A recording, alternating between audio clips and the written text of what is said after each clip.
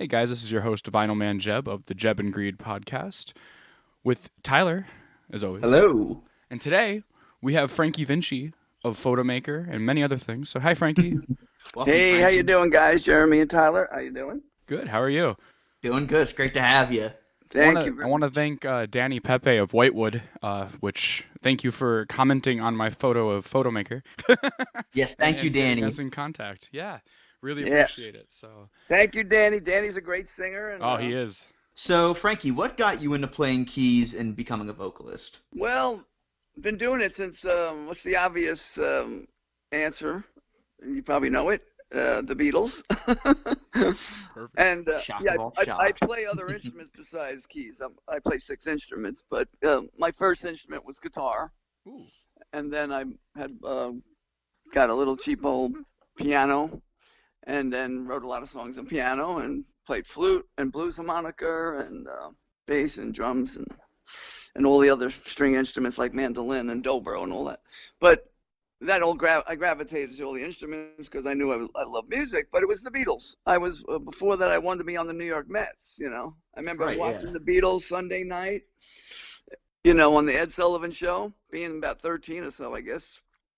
And I had my Little League uniform on with my mitt in my hand probably at 8 o'clock at night getting ready to go to bed. And the whole world watched the Beatles on Ed Sullivan, and it did change the world. And it's, you know, I mentioned that to my son who's a musician and an artist as well, animator. I said, you know, you wouldn't be playing guitar and have long hair if it wasn't for the Beatles. And he kind of said, what? And I had to like turn him on to all the documentaries and show him how it changed the world. And then when Imagine came out, you know, that movie, it really did. You did see, even though it was a movie, but it did show you the world without the Beatles, you know. And it's Gotcha, cool. I mean, yeah. that's it. Basically, I got into that, and I also have an older brother, Johnny, who was in a band called The Illusion from the Long Island circuit where I grew up, and I went to a lot of shows since the age of 13 on up. And I got bit by the bug watching my brother perform and all the Illusions, and I got to see great artists like the Rascals at the age of 13. I saw the Rascals at 13 before I was even in the radar, you know. I think maybe older, maybe 14. They played with the Illusion, the Vagrants, which was Leslie West's band, at the Singer Bowl, which is where the World's Fairgrounds is up in Flushing, Queens, New York. So I went with my dad, and going backstage, I kept tugging at my dad, I want to meet Dino, I want to meet Dino. And you know, he was my favorite Rascal, you know. And I shouldn't say that, Gene, I love you too. But as a kid, I was like, I didn't even play drums really back then. I just, you know, loved the Rascals and the way he played, and he was a star, and he was just a showman drummer. And I met them all when I was at that age, and who knew, 8, 9 years later, I'm in a band with my idols, you know. I believe in That's one of the greatest visualization. honors The in the older I world, get, yeah. the visualization, I'm just telling everybody out there, you want something, just think it, manifest it, and it comes through. It comes true eventually. Exactly. The good yeah. and the bad, by the way. It truly does. That's So- literally how Vinyl Man Jebb, that's how your friend Jebb came to be. Our newest Our project going There's on a right bunch now. of our heroes, just actually people that we've wanted to work with, so it's insanely cool. Yeah. Like, I didn't It's even know there coming, guys. was We're in the middle of a recording right now, so more on that later. and I didn't even know there was young Fotomaker fans were finding I out know, right? now. Even people find me and say, "Oh, I really like your band," and they're like in their 20s or 30s. And It's crazy. Like I messaged you and you were like, "How old are you?" I'm like, "I'm 20." He's like, "Oh, wow." I was like, "Yeah." yeah, No, I've been. how'd you know since hear I of was us? born. You know. Since I was born, I was thrown on to you guys, and it's just something magical about Fotomaker. Yeah, it's just magical. And you got to remember the time. It was 76, 77. And I was, you know, just following the lead of Gene and Dino from the Rascals. And Wally came later, you know. We needed an extra member, and we were auditioning people left and right, and nobody was clicking. And then Jimmy Einer from, you know, the Einer brothers. One was head of Columbia Records, and Jimmy was producing Raspberry. He, you know, major producer, Eric Carmen. And he basically suggested Wally. But Wally was living in Cleveland, and Wally came up to meet us, and he loved the Rascals, so he was like, yeah, I'll work with you guys. So he moved his family up. Jesse was a little kid then, and Allison wasn't even born yet, I don't think. And it was all history from there, so. Yeah, time flies by. So I remember that whole period when I was, how I met Gene and Dino was through a lot of mutual friends being music. My brother's older and he was in the scene when the Rascals were playing, as I mentioned. And my brother and I had our own thing going, the Vinci Brothers, and we were recording in the house, garage bands and playing gigs. And then we heard Gene and Dino were looking for members to start a band. Johnny kind of knew them through the years. And then Johnny got offered to audition for Foreigner. They weren't even called Foreigner yet. They just had no name. So Johnny went down to that, and they really liked him. They didn't have money or anything, no label. And he mentioned, my brother plays keys. So they said, I'd love to meet him. So I went down there, and I met them, and they were really digging us. So time passed by. We didn't hear from them. They weren't rehearsing. And Mick called. He said, listen, we don't know what we're doing. We don't really have money to retain anybody. We're still searching for members, but we really got you guys on the short list. He said, but if you don't want to wait around, go check out Gene and Dino. They're looking for people, So that was how we got in. Mick Jones from Foreigner suggested us to Gene, and Gene knew Johnny, my brother. And when he heard the demos we did, I love this, And I was writing with Lex, too. And we had some little home-cooked demos. And they heard Lex later on because we were looking for songs.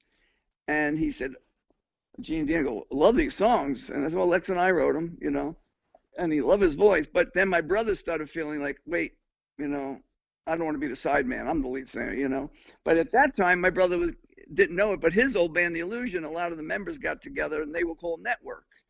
And they got signed to CBS Records, and Tommy Mottola, the famous man, manager and record executive, managed Network. So Network got their own deal the same time I got my deal on Atlantic. So Johnny got a deal with CBS, and I got a deal with Atlantic. And it was great. Both brothers got major record deals at the same time, pretty much, And Tommy Mottola was just managing Hole & Oates and Savannah Band and Network. So, and Barry Gibb wrote their first single. Oh, wow. Yeah, it was called Save Me. And so it all worked out. But you got to remember, I'm like, whatever, young 20s, never really been to the city a whole lot. And my brother was driving in. And then one day he told us all, he never even told me ahead of time. He just said, hey, I'm leaving the band. He said, let Lex sing the leads. I'm a front man. I'm not going to play tambourine on the side, So, and my brother's a great front man. The Illusion were amazing.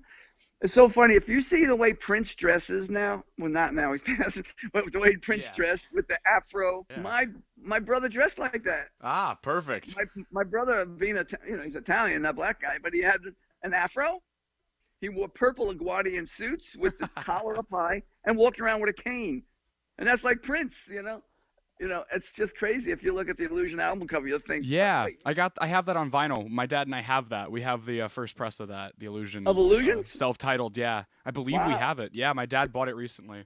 So did you know that Johnny was my brother? No, I'll have to tell him. He's going to lose it. He's going to love it. So that's where I grew up. You asked, it's kind of an extension of the question, how to stop playing. I would follow the Illusion around because my brother had this killer Corvette, metal flake blue, slicks in the back. Slicks are the big, thick racing tires, And we'd get stopped by cops all the time because the cops would measure the tire to make sure it was legal because it would come out behind out of the fenders. And the cops would say, love the car. They pull them over just to talk about the car, but they always measured the tires to see if they were the right size for the road, Anyway, so I grew up around that, and my brother was a local star, and the Illusion were great. And I grew up in West Hempstead. We had a lot of talent there. Long Island. Guys from the Twisted Sister from that town, the Alessi brothers.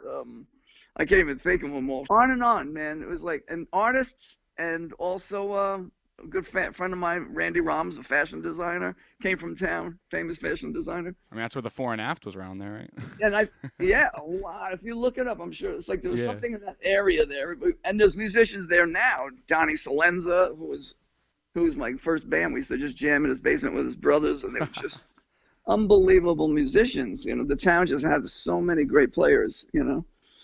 I don't know how that happened. And Donnie's actually in the Blues Hall of Fame in Long Island, and he really never ventured out past that Long Island, but he made a name for himself just in that.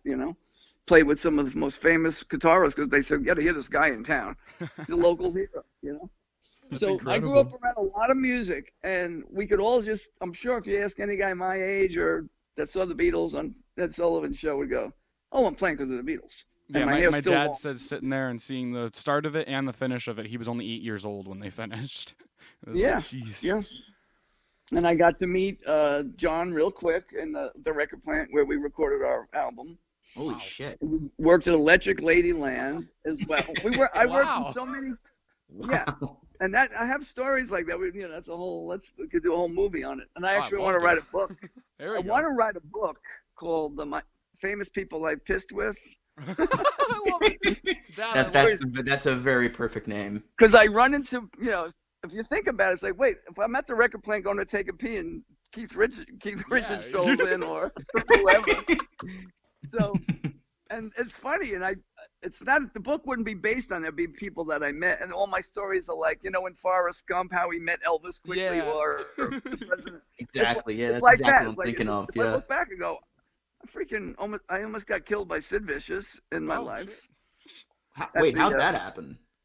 We were playing, we were recording at Electric Lady in the Village, and we had to come back to the session the next day at 10, and I lived in Long Island, and my manager put Lex and I in the Chelsea Hotel, which is the famous hotel. And being a young kid at that age, I didn't know what the Chelsea. When I walked in, it was like a sleazy, great, beautiful building, but sleazy, like bums, very, I want to go home to mommy, And so anyhow, we're sitting there 4 a.m. getting checked in by our roadie, and Sid comes in like 80 miles an hour, and I didn't know who they were then, because 77, I guess, in 1977, the punk movement was just moving in, and I see this guy come in full force, and I go, wow, and I'm sitting on a bench waiting to go upstairs, go to sleep, and wiped out, and trailing behind him on a heroin high, I would guess, is Nancy. And I didn't know who she was. All I saw was this girl in a mini skirt, ripped silk, Wow. what do they call? What do they call those stockings? Fishnets.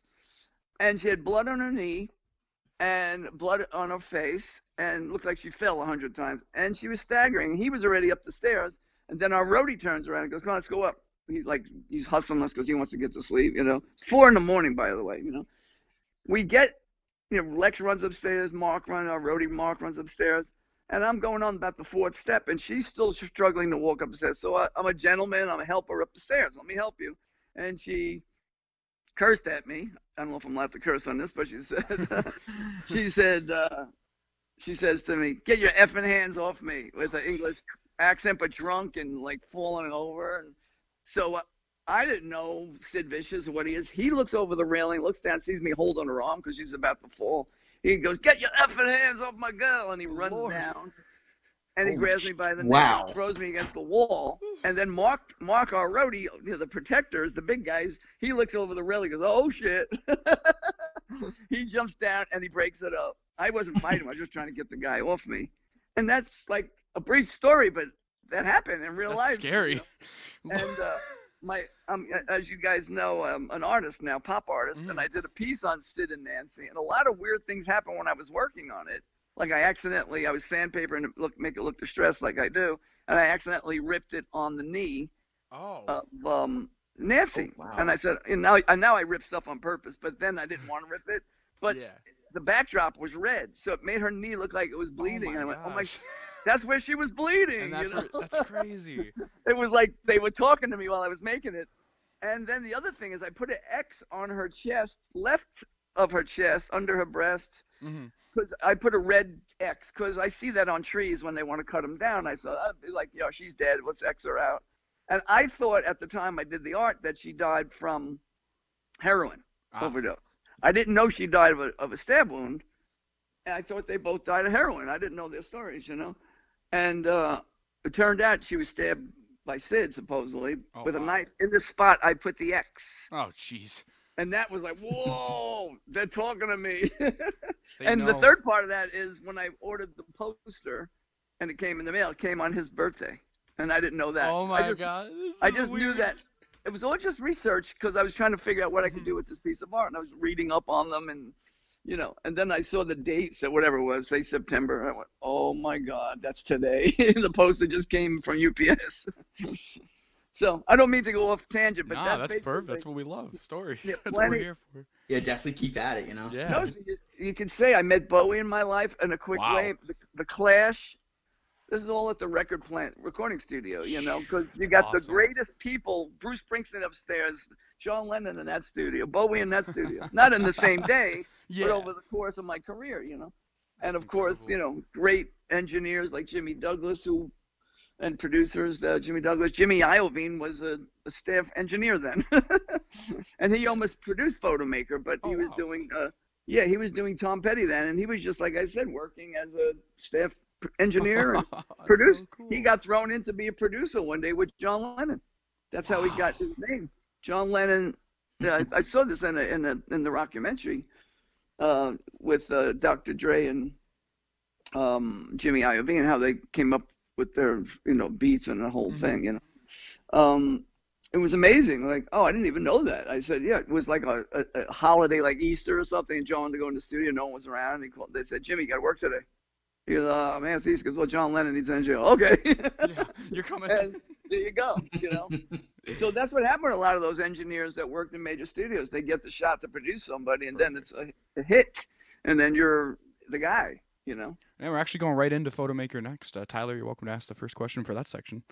Yeah, so what were some of your favorite songs to play in Fotomaker? Play live or both? Both. Doesn't matter. Yeah.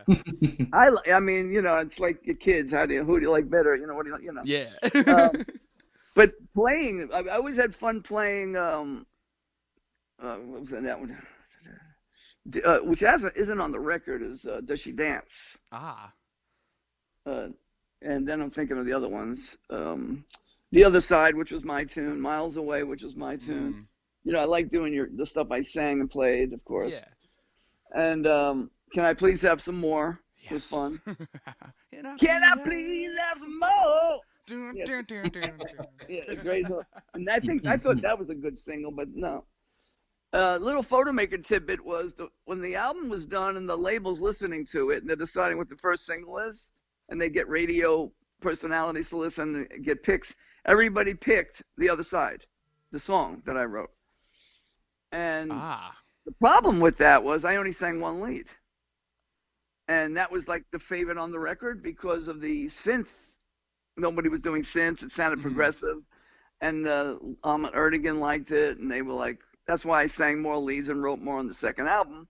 And the third album, I was singing everything because it was the dance era. And Dino wanted to go like disco rock. And Michael Jackson was big, the Bee Gees, and I had the high voice, so I got thrown into writing, a disco rock album, which we didn't really want to do, but it was like, we were pointed in that direction.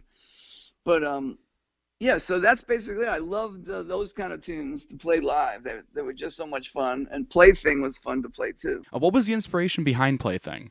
Lex, I think, wrote the concept. I'm not even sure what I co-wrote anymore. So many years ago, but. That was, I think, a Lex song, so I really can't answer that. But basically, the lyric is, you don't want to be the boy toy for the girl, And I use that often if I'm in a relationship with some girl or something. Am I just your boy toy? Am I just your plaything? Put me down, which is the song says. Yeah, that's exactly what pretty much just came to mind when Jebb sent me that song. God knows how many years ago. Tyler, and then I think I showed you the first song off the first album. I can't think of the name at the current moment. Yeah, there was the first album. Another one. Yeah. I forget what it was though. Where Have You Been in My Life? Yeah. Where Have You Been? Yeah, and then All There in Her Eyes too. Oh yeah, I played flute on that one. Yeah. Now that was a Lex song. That's okay. Lex. So I see. I take a falling for the Lex songs. Yeah. No. Lex had the whole sound. Yeah, man. I love it. We kind of built the band around his writing, and then of course my writing and Wally's was in play, and we did co-writes. And Dino and I would book SIR rehearsal hall. And he'd play drums and I jam, and we'd have the cassette rolling, and then play for 2 hours, and then we'd stop. He'd light us a couple cigarettes. I don't smoke, but he would light a cigarette. We'd listen to everything we just played. It was like torture, We'd just sit here and listen to what I just played for 2 hours. And Dino would write notes down, and there was a counter. It was a counter on the cassette, so it told you from 400 to 900. We'd listen to that tonight and write a song around it, So we kind of wrote like that, and then he would come in to the rehearsal hall with Lex maybe one day, or Lex and I, we would just write like that. And then I would write at home, like I wrote If I Can't Believe in You at home at the piano. And I remember going to one of the studios, and someone said, oh, John Lennon played such and such song on this piano. and I kept going out to it on the breaks and playing because I just wanted to get the DNA on my hands, you know. And If I Can't Believe in You, I came up with a lot of the parts there while I was playing at the recording studio. I think it was Record Plant, or Hit Factory or somewhere. But yeah, that's how, you know, that's how it's done. You just keep at it and write the songs that come into your heart. What was the photo shoot for the first album cover? Like, who's the model on the cover? Well, Tiffany Powers. Her Okay. name is I don't know anything about her other than that. I never met her. I think she did come to our showcase for Atlantic Records, I think. But I think I just saw her briefly for a second or so. But the story behind it is Dino designed the cover. Oh. And Dino did all the covers for Rascals too, and he's an amazing artist. Dino Danelli's a great artist. And the way it worked was Dino had a concept, didn't tell us. He said it was a surprise. You know, we had the name Fotomaker with the F. Yeah. And so it needed to be a killer cover of a photo, you know. Mm-hmm. So I didn't know any of that at the time. I really didn't pay mind to it. You know, I didn't, you know, I had other things to think about. And then when he revealed it to us, we all our jaws dropped. It's like, wait, that girl's like 8 years old with makeup on, and we allowed to do that? Yeah, I was gonna ask, like, was she? Because my dad and I were going back and forth as if it was an older person to look younger, but it was actually a younger person. Okay. No, yeah, she was 7 or 8. Wow. And who shot the other tidbit trivia here is McGraw shot that. Oh, okay. McGraw shot all the famous Bowie pictures and Queen, and you look him up and you'll see his books, and he's got a couple books out there, and he was an amazing photographer, I can definitely notice a pattern with the Fotomaker album covers from what I'm seeing on Spotify, because Yes, they're all portraits of somebody. Trilogy. I asked Dino about that back in the day, and I said, Dino, what's the whole concept? I feel a trilogy. And you kind of make your own meaning up, but if you think about it, we were a brand new band with the world ahead of us with like a beautiful young 8-year-old model, you know?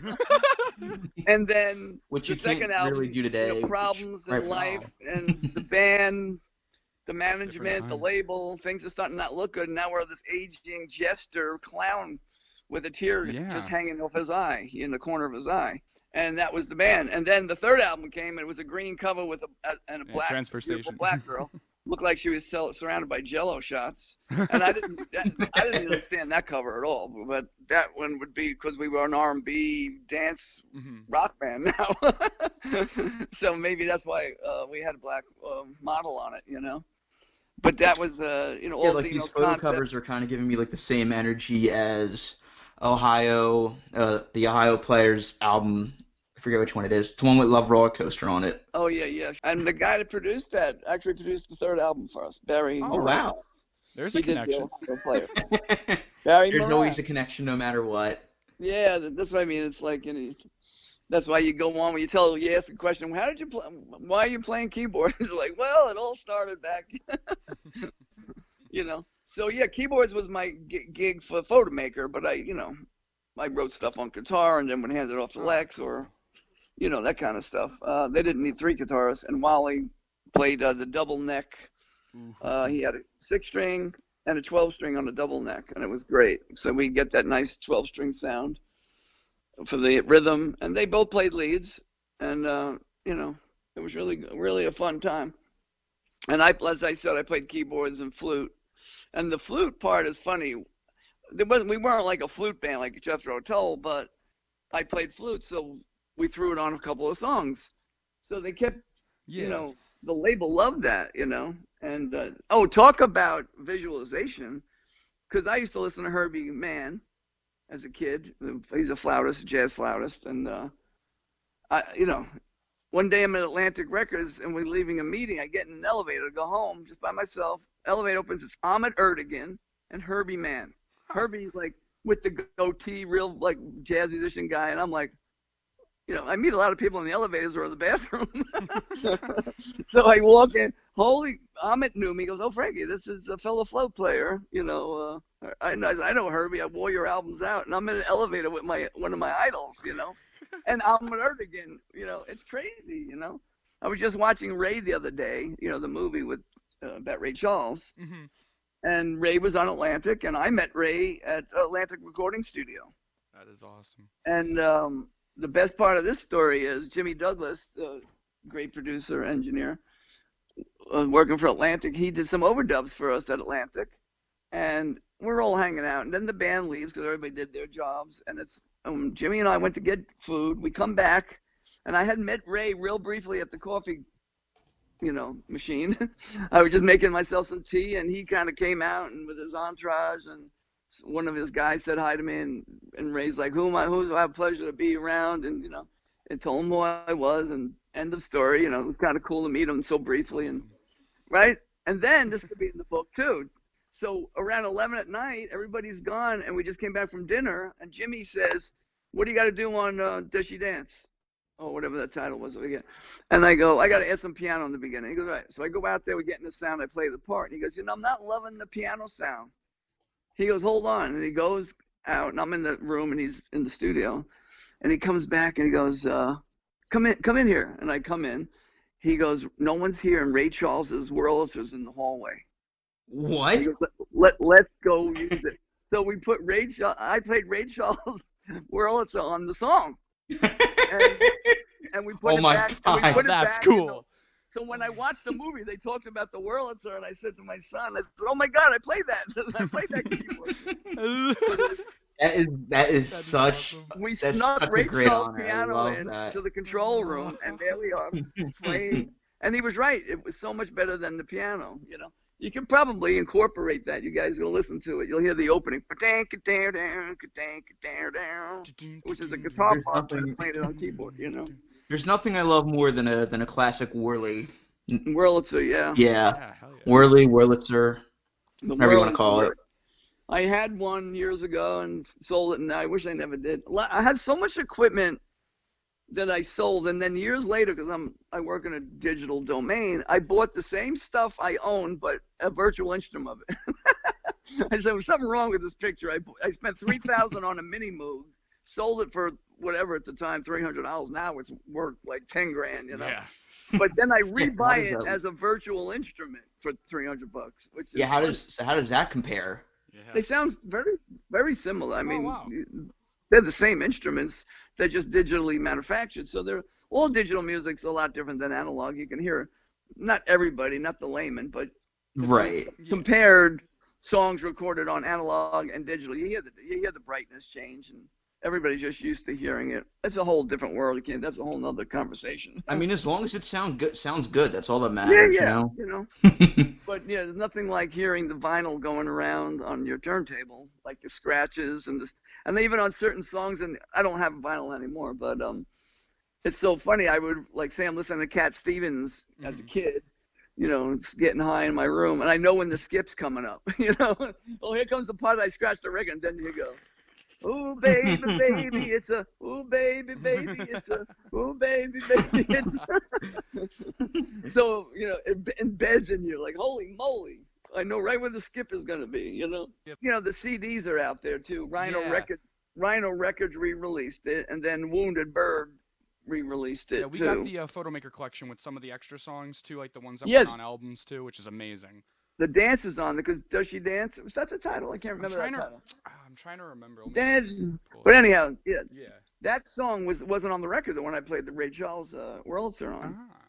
It didn't make it to the album, and I loved playing that live, and so that one didn't come out, but then it was on the release. Also at the time of writing and recording, I remember writing a song called Rock and Roll Kids, and I don't know how the hell it goes to this day, but somewhere there's a tape of that in some archive somewhere in Atlantic Records. Oh, I love Pain. Yeah, I love that. We used to open up with that song, actually. Really? Yeah. Oh, Dino would come out with the drum. I wish I can go back in time and be the same age now, but go back in time and just see you guys. Yeah, me too. I'd like to see them. Me too. So, Frankie, you guys played with you guys opened for Van Halen and Aerosmith, correct?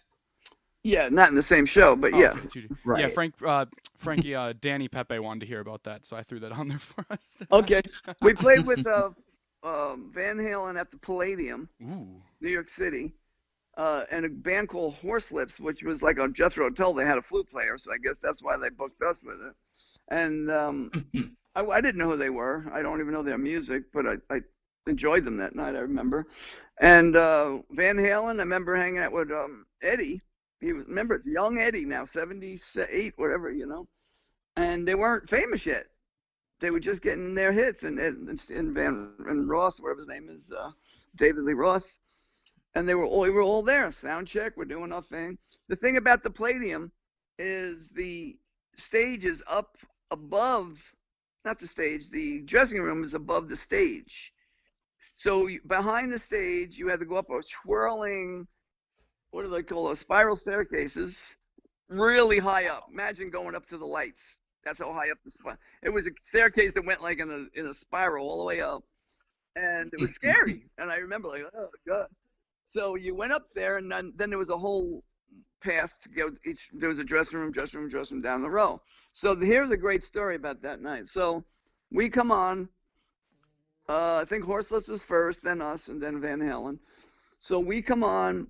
We do our show. As we're playing, I'm on the side, remember, stage left or right. I'm on the left side if you're facing it.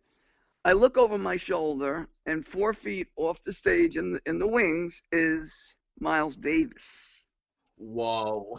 I'm literally what's he doing at this show? I'm thinking. So I'm trying to make my simple little C chord look like a jazz chord because of this guy. And I'm like, I remember I played flute, so I knew Miles Davis is the deal, Yeah. So holy moly, to the right of my shoulder, I'm playing. He wasn't even looking at me. He was looking straight at Dino for the whole show. Every time I look over, he was looking past me at Dino, because Dino was this famous drummer that's been playing since he's 13 in New York City. Everybody knew him, and I guess Miles knew him too, So he stared at Dino the whole set. The show ends. I walk off, and I'm about to brush shoulders with him. We're so close to each other. And he says with that voice, "Great band, man. Great band." And I'll never forget that. I went, "Thank you." Now I'm sweating. I'm overheated from this. I go up the spiral staircase. Now, you guys might be too young for this out there in podcast land. Yeah. But I walk in the dressing room, the first one up there, since I was the closest. And I think Dino stopped to talk to Miles, and everybody was behind me. I'm going up the stairs. I walk in. The first person, only person in our dressing room was Milton Berle. Wow. Like, there's a silence now. Who's Milton Berle? I was gonna say, I feel like I know the name. You Google Milton Berle. Okay. His name, his cinnamon name is Mr. Television. He had the first TV show on TV, and I knew him growing up because he was a comedian as a young kid. And I'm not going back to the 40s or 50s, but like in the late 60s, he was very famous, and they called him Uncle Milty. Oh, he was in It's a Mad World. Yeah. Okay. He was in lots of stuff, but he was in so much stuff. But he was a famous guy back then, like Jerry Lewis and all those guys. But I walk in my dressing room, and they call him Uncle Milty, and he's sitting there. Oh my God, Milty's. He looks at me. He goes, "Is this the Van Housen, Van Heusen, Van Halen dressing room?" So he made a joke right away. Yeah. I went, awesome. "No, they're 3 doors down," and I walked him over there, and the band's there, and I said, "Uncle Milty's looking for you guys," and they all knew him. It turned out he was his grandson was the manager of Van Halen, or a nephew or something like that, But is that bizarre that? So in less than 5 minutes, I met Milton Berle and Miles Davis. Not to mention hanging out with Van Halen in the day. Yeah. I remember it. That is surreal. surreal. Really yeah. great food. It was like, a huge table of every kind of food for us in the day, when we were rehearsing and getting sound check. And I'm getting a sandwich, and Eddie comes over like a young spring chicken. "Hey, man, how you doing?" He goes, "I'm Eddie." I say, "Hey, Eddie, I'm Frankie." He goes, "Hey, yeah, man." And we're just making sandwiches together. He's talking about our band. And I didn't even know who Van Halen was yet. Yeah. I'm just saying this because it's 1978. What is Eddie Van Halen's favorite sandwich? Yeah, well, he was making a ham sandwich. There we go. I don't know if it's favorite, but he was making a ham sandwich. No, but I remember him being really bubbly and young and smiley and nice, and it's a bittersweet to think about all this stuff, and as time flies by here, you're getting older. Especially now, where you have a lot of time to reflect. Yeah, right. Yeah, we're all home. But I'm doing my music in the house here, Awesome. my home studio. I'm producing a We few are too. independent artists. Next question I got for you is a big one. What caused the sound that Fotomaker, had for the third album? Like it changed from the first two. So what caused the change in the sound? Was that just due to the time period, or? Yeah, I said earlier that Mhm. disco came in. Okay, that makes sense. But we didn't go complete disco, but it started Mhm. going that way, and we had Barry Moraz producing us, and we did it down in Florida at what was that? Quad Radio Studio, Mhm. and the Bee Gees everybody recorded around Quad Radio, and also Criteria down there. So, but we were in Miami, so we were doing what was on the charts. The label suggested I sing, and we go more in that Bee Gees, Michael Jackson way, but still keep it rock. But here's the clinker there, if that's the right word. The Rolling Stones did "Miss You" with the dance beat, so we said let's do that. And then Rod Stewart came out with "Hot Legs" and "Do You Think I'm Sexy," which were kind of dancey, hot legs, and the other one I just mentioned. They all had that dance disco beat. So Dina goes, I'll do a 4 on the floor with the hi-hat open here and there, and just write our regular songs, and we'll just put those beats behind it, And that's how it. And there's some cool songs on that album, but it's not Fotomaker to me, Yeah, because I was singing, and Lex was the voice of Fotomaker, not me, And Wally had a few leads too, but Wally left the band not due to the music, due to finances and not liked where we were going. It's a little more personal, but there was too many the management and too much intermingling. Fight not with the band, but with the management, because we want to know what everybody's making in the band. Some people were getting more money, than others. And I was, like I said, I'm a kid. I didn't even know about all this stuff, so I won't get into the politics. But that's why bands break up. It's a scary game for everybody outside, because we're getting into it a little bit. I'm learning. I'm actually reading up myself on Pastorman's Guide to the Music Industry to learn what I can get myself into. And well, what's the book called? Pastorman's. It's like the Music Industry Volume 8. I think is the one I'm reading. It's like basically a really like dumbed down, but not dumbed down to where you don't understand things, but a very good guide for someone that wants to get into it at a young age and learn the whole system before, so you're not like It's not that book, this book of music, right? No, I don't think so. Yeah, that's a good one too. I'll have to check that one out too. Yeah, This Business of Music, I think it's called. Business. Yeah, I'll definitely check that out, because it's just it's good to know, good knowledge for anybody out there looking too. If you're tuning into the podcast and you're looking, those two, check those out. Yeah, "Love Me Forever" is my favorite tune off Transfer Station. So is my dad's. Oh yeah, that was my tune. Yeah, there you go. Yeah. See it in her eyes like star, whatever the words were. Right. but out of all the songs, I guess, out of ones I wrote, because that's what I'm basing it on. I loved a lot of Lex's songs too. But I did love "Miles Away" because it was just so poppy, and it was our biggest top seller, chart pleaser. Mm-hmm. And I loved "The Other Side" because of the freshness of it. Did you know? Some trivia here. All right, I'm ready. Fotomaker, that song was sampled. Really? By a band a duo called, a techno duo, electronica, called Teenage Bad Girl. Oh. They're from Paris. And their first album sold over 1 million copies, and my song was on the second album, and they only sold 5,000 copies because streaming started. And streaming killed any sales. But it was their first single, and they did a video. The video is funny. They imitated 1980s MTV, and they're not in the video. They hired 5 rock and roll guys. That one guy was uglier than the next. So, how the old rockers were ugly? They were in spandex. And the guy comes on, this big, burly, scary-looking guy to sing lead, but it's my little voice. Can you send this? We'll put a link in the. I would love to see this. It's called Teenage. They're called Teenage Bad Girl, and the song is "The Other Side," but they called it "Keep Up with You." So the other cool thing is they sample my voice, and the song I'll get. I'm a half writer on it, but they also 5 other DJs came out with different versions of it. Really? So it was like a big club thing in Paris for a time, my song. That's got to be cool.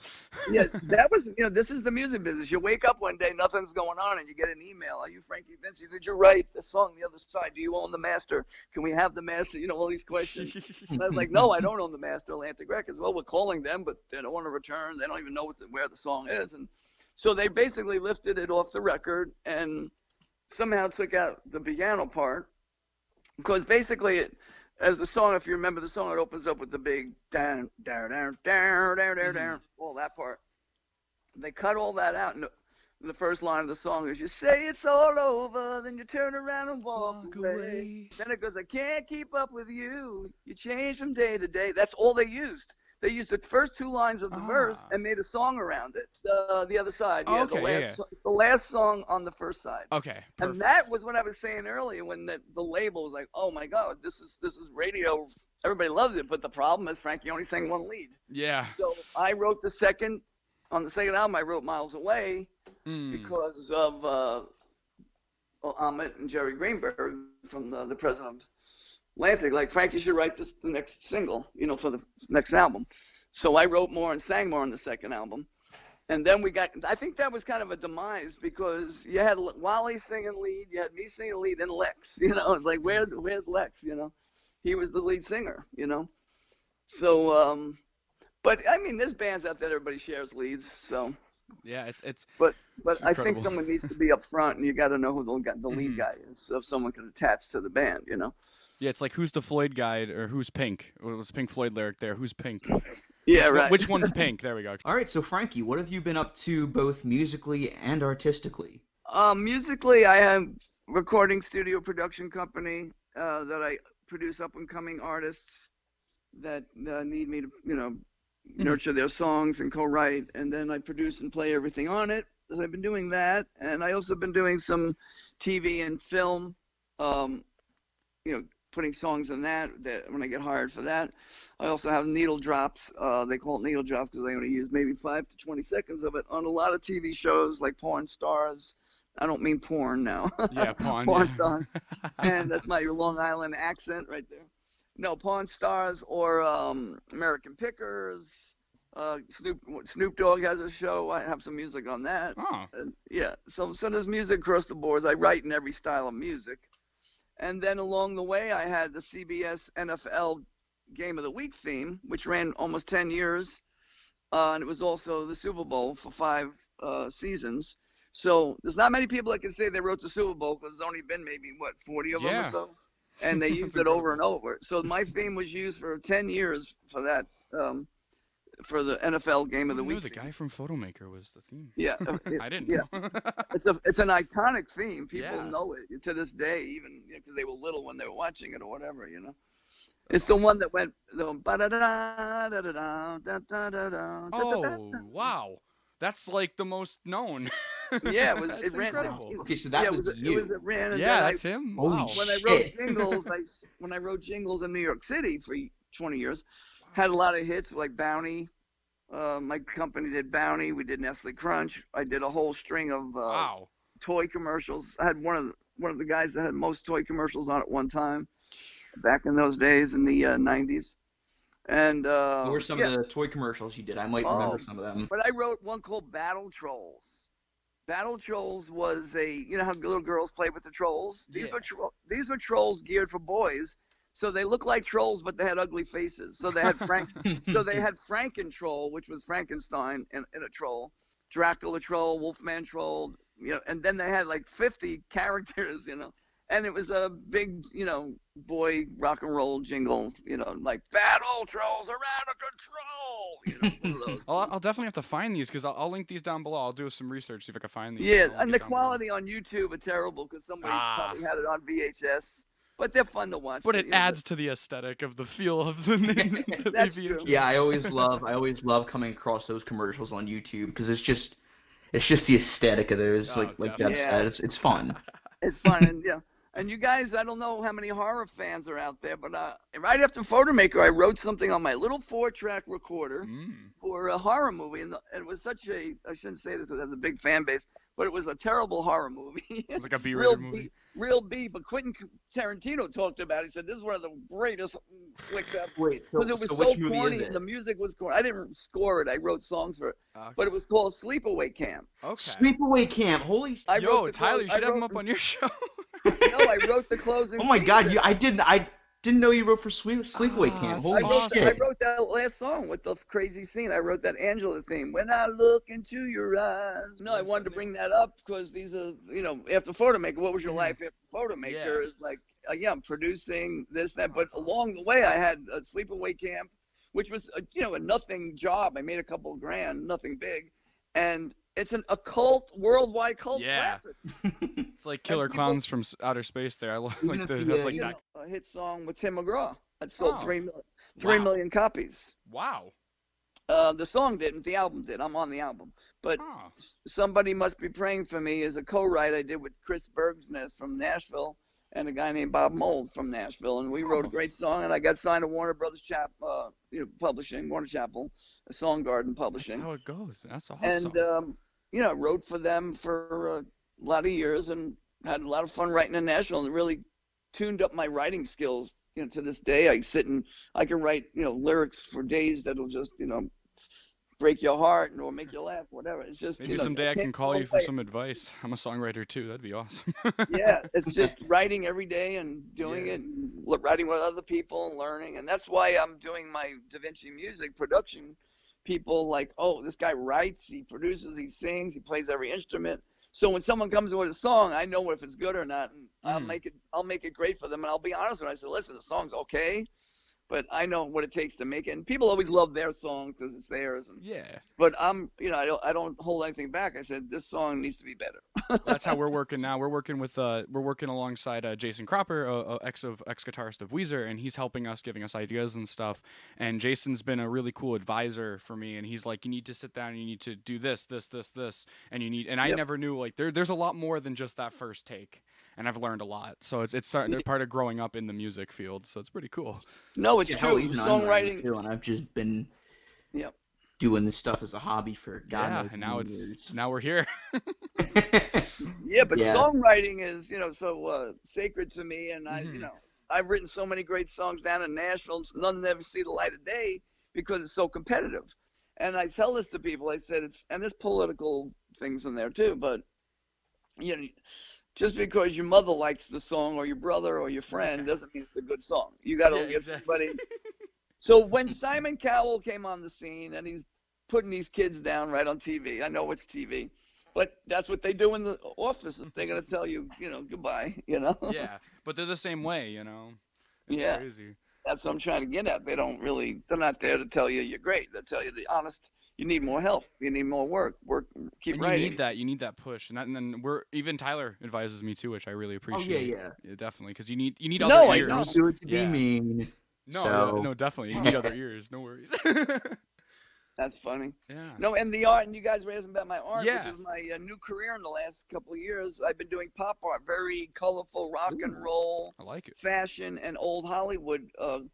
And my site is VinciPopArt.com. We'll link it right down below. Right, like the VINC. I sent it to you guys earlier.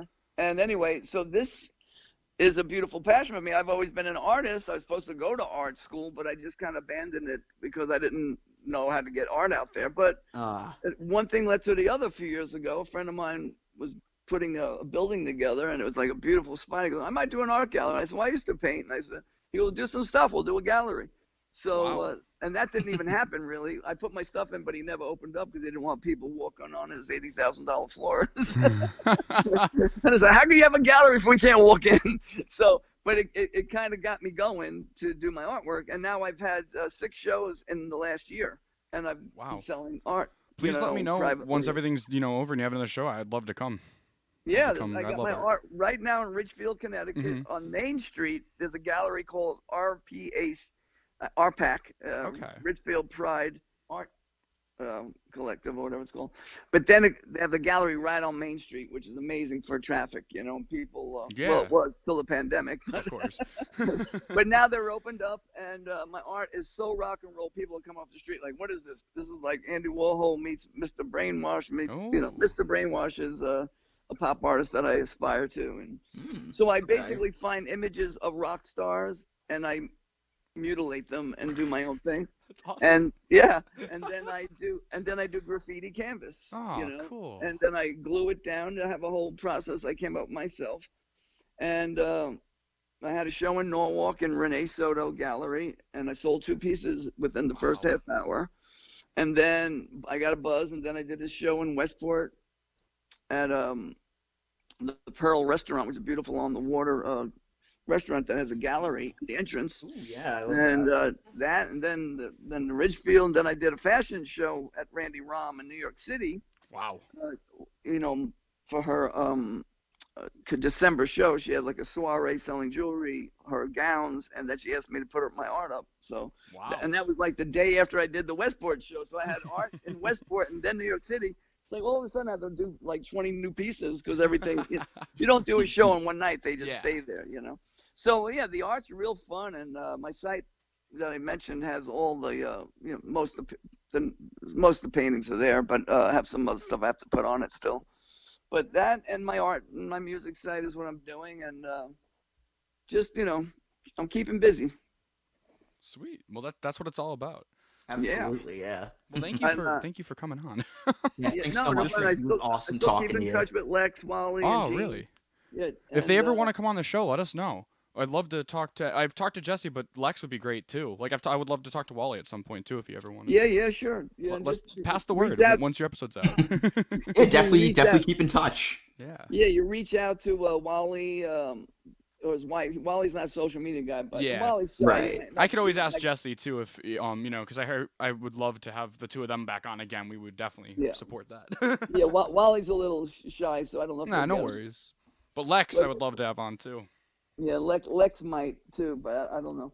I can't speak for them. I'm still I'm still in the business and trying to keep active with my art and in my music. And you know, I kind of gave up dreams of having a big old smash hit because I still write all styles of music, from rock, you know, country, as I mentioned, and I do pop music, and my songs are like pop hits, but today all these pop artists write with them, you know, by themselves or with the producers. So the day of pitching your songs to people are like, forget it, unless you're. And we're lucky enough that we got for your friend Jebb, which again coming soon. We were lucky enough to just be in the right place at the right time with our last guest, and he was like, you know what, I'm interested in your project. Give me an elevator pitch, and we did, and we're just now he's drilling me on my vocals and helping me that way. We got a song called Mindy that we're pretty much soon to release the demo. Hopefully soon. Beatles sounding song, so going like a throwback. Yeah. So there you go, a little bit of extra news at the end of this episode. But thank you for coming up, Frankie. Really appreciate it. Okay, great. Thank you for so much, contacting me. It was great talking to you. And have a great night, guys. And thank you, everybody out there in podcast land.